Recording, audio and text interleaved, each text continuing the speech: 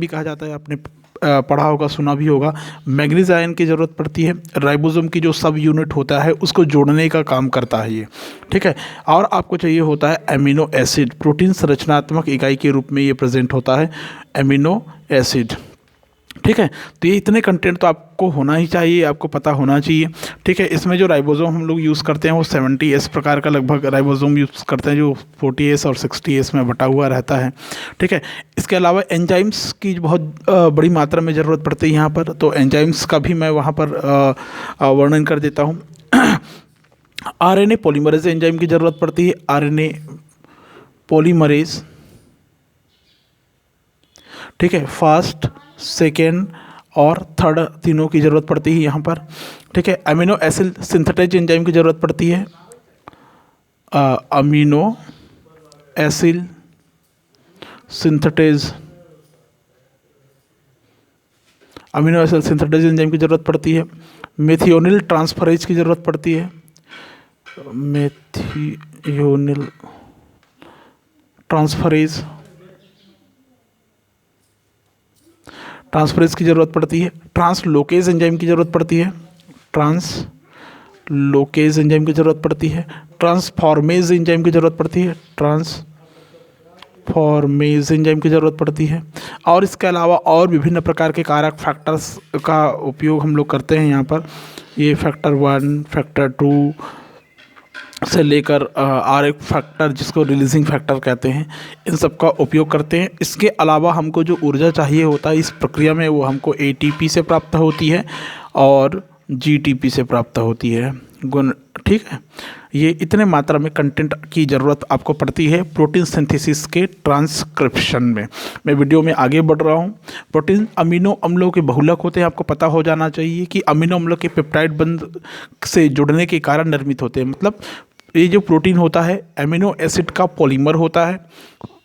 प्रत्येक amino acid आपस में दूसरे एमिनो एसिड से पेप्टाइड बॉन्ड के द्वारा जुड़ा होता है, ठीक है। सभी जैविक लक्षणों का निर्धारण, सभी जैविक क्रियाओं का संपादन के लिए प्रोटीन का फॉर्मेशन बहुत ज़रूरी है, ठीक है। इसका निर्माण जो होता है पहली प्रक्रिया ट्रांसक्रिप्शन के द्वारा और दूसरी प्रक्रिया ट्रांसलेशन के द्वारा होती है, मतलब दो ही स्तरों पर इसका निर्माण होता है। तो हम यहाँ पर इस लेक्चर में आपके लिए ट्रांसक्रिप्शन को ही प्रिपेयर किए हैं।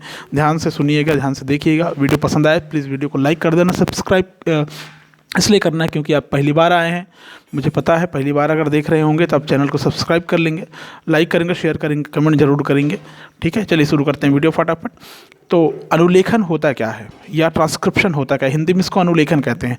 DNA में उपस्थित आनुवांशिक सूचनाओं को मैसेंजर RNA में पहुंचना, मतलब DNA में जितने भी प्रकार के आनुवांशिक सूचनाएं हैं उन सारी सूचनाओं का मैसेंजर RNA में पहुंचना, या ये कह सकते हैं कि DNA के द्वारा मैसेंजर RNA का निर्माण, ठीक है। एकदम सिंपल सा सरल सा लाइन यही आता है इसके लिए कि जो DNA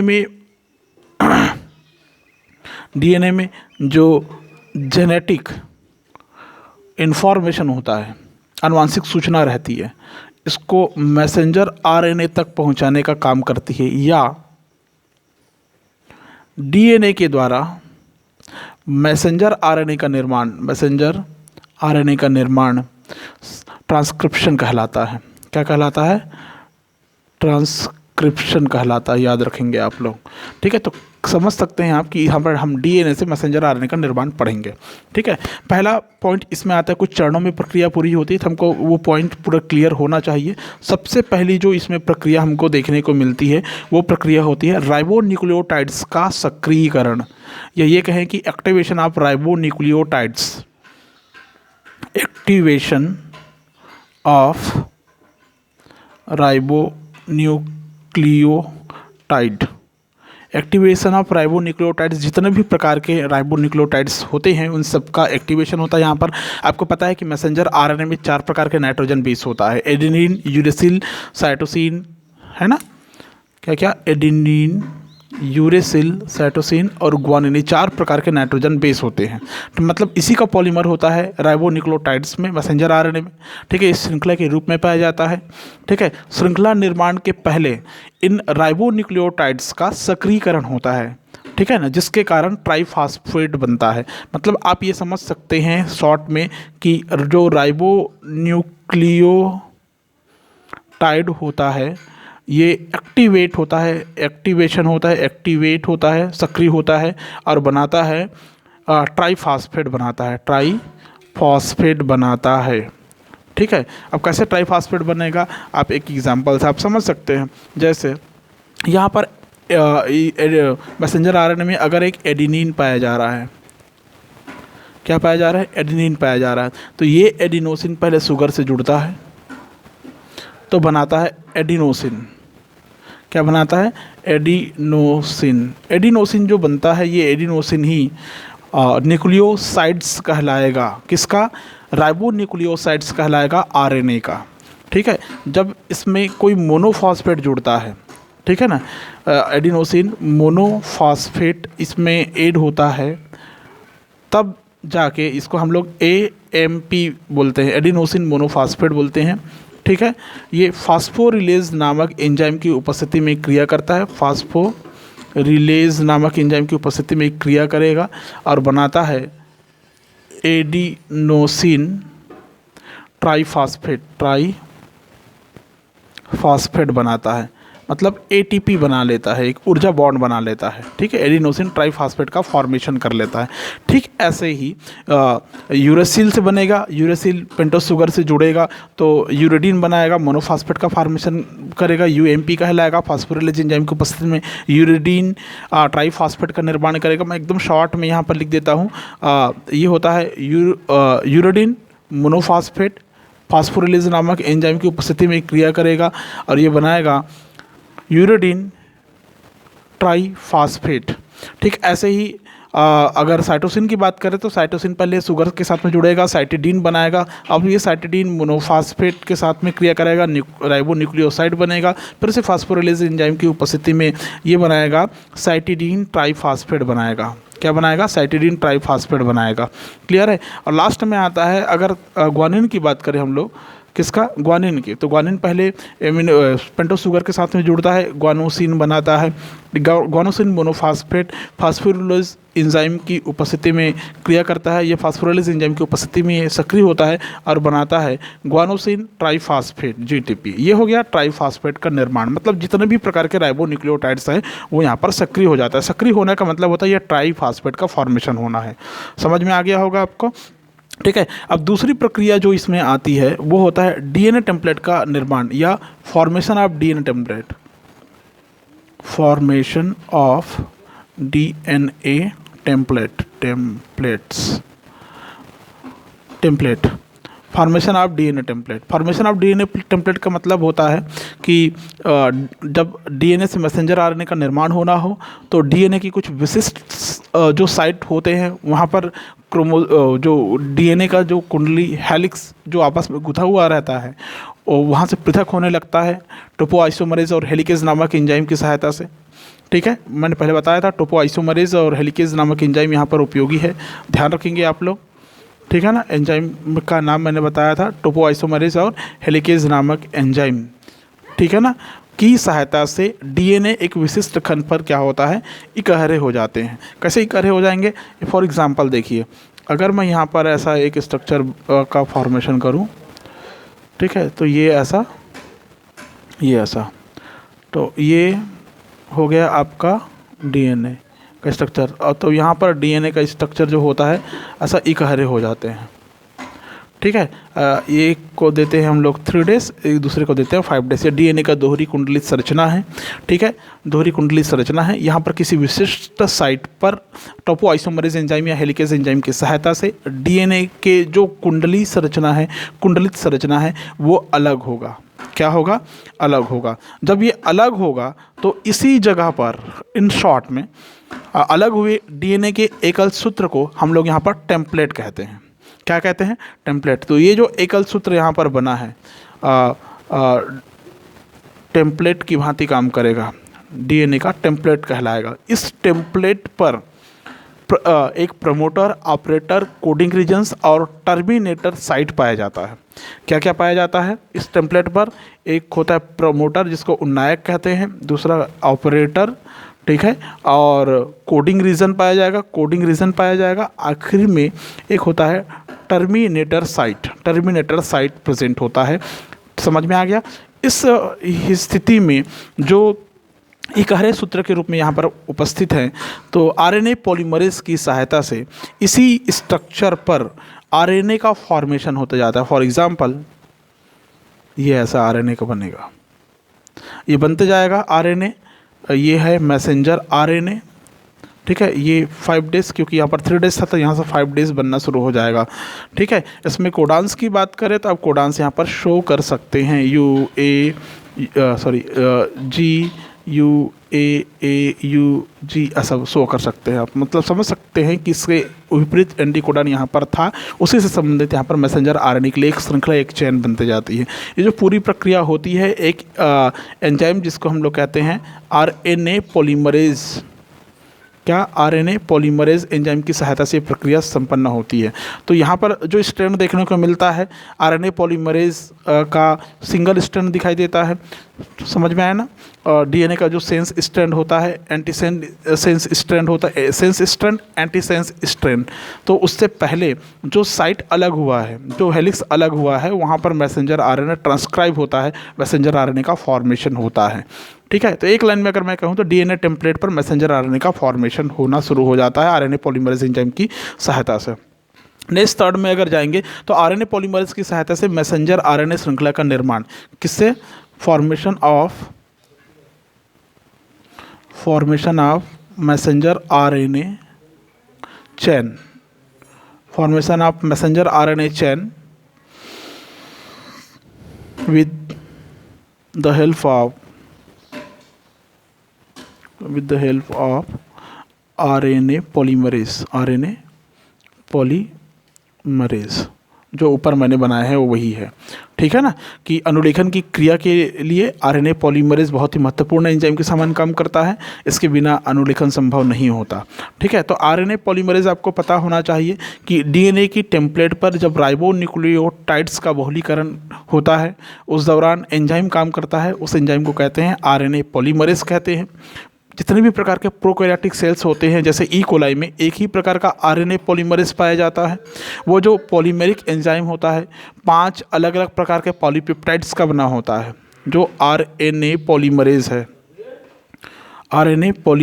है, ये 5 अलग अलग प्रकार के पॉलीपेप्टाइड से बने होते हैं, ठीक है। इसमें 2 अल्फा की श्रृंखला, ठीक है, एक बीटा की श्रृंखला, एक बीटा 1 की श्रृंखला, एक गामा की श्रृंखला,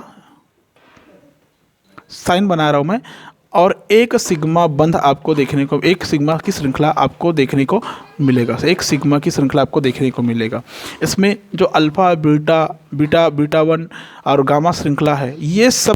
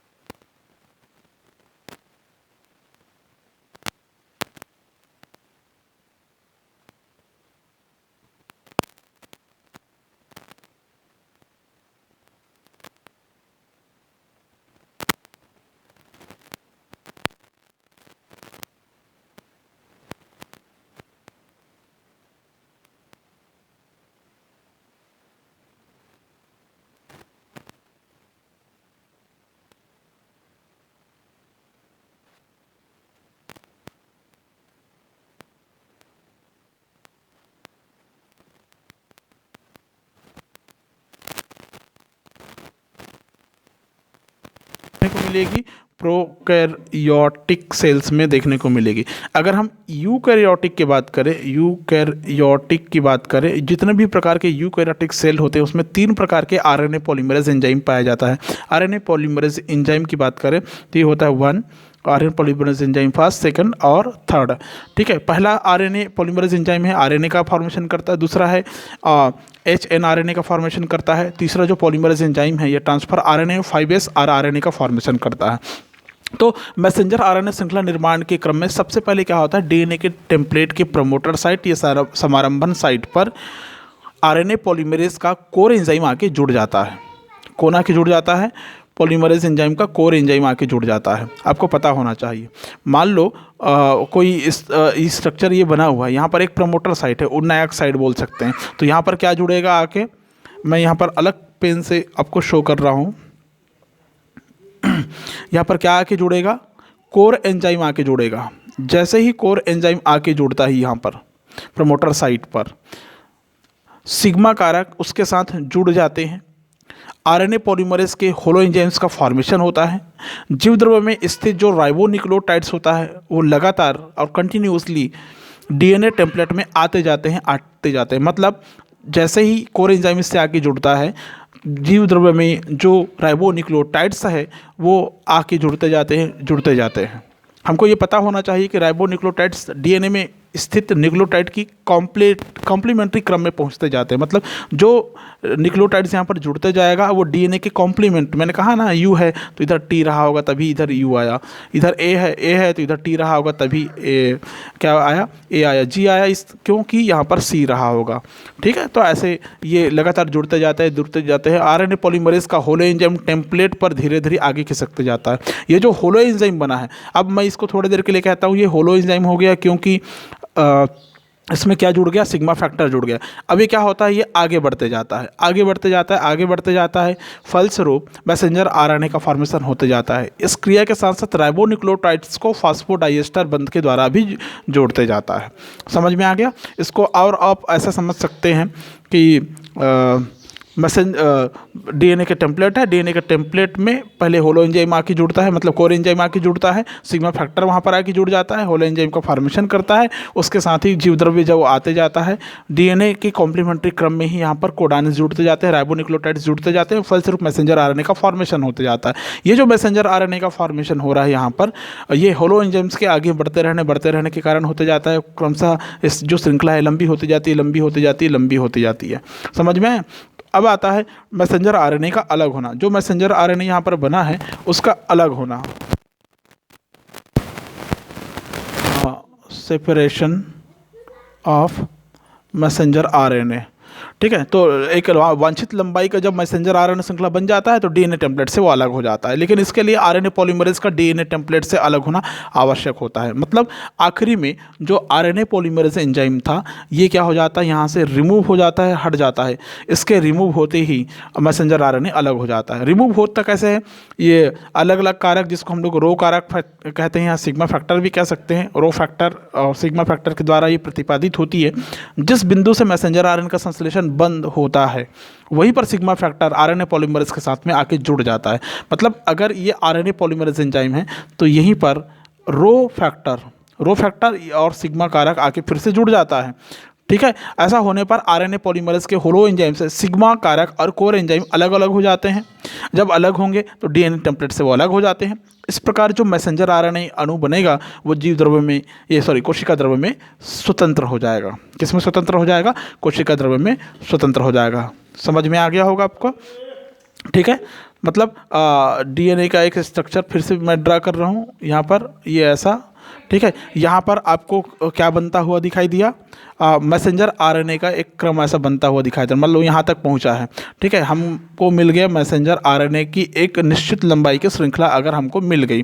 ठीक है, तो यहाँ पर मैंने कहा था आपको कि जो होलो एंजाइम्स यहाँ पर काम कर रहा है, कौन सा एंजाइम? जो होलो एंजाइम यहाँ पर काम कर रहा है, होलो एंजाइम ये काम कर रहा है। और इससे पहले आपको क्या मिलता है, इससे पहले यहाँ पर क्या जुड़ा होता है, आरएनए पॉलीमरेज एंजाइम आके जुड़ा रहता है, आरएनए पॉलीमरेज एंजाइम आके जुड़ा रहता है। तो आरएनए पॉलीमरेज एंजाइम को हटाने के लिए यहाँ पर एक रो फैक्टर काम करता है। रो फैक्टर के आते ही ये जो बॉन्ड बना है यहाँ पर कोर एंजाइम होलो एंजाइम जो बना हुआ है वो सिग्मा कारक और कोर एंजाइम अलग अलग हो जाएंगे, डीएनए टेम्पलेट से अलग हो जाएगा और मैसेंजर आरएनए के अणु कोशिका द्रव्य में स्वतंत्र रूप से उपस्थित आपको दिखाई देगा। ठीक है, कुछ मैसेंजर आरएनए केवल एक जीन द्वारा निर्मित होते हैं तो वो मोनोसिस्ट्रॉनिक कहलाएगा।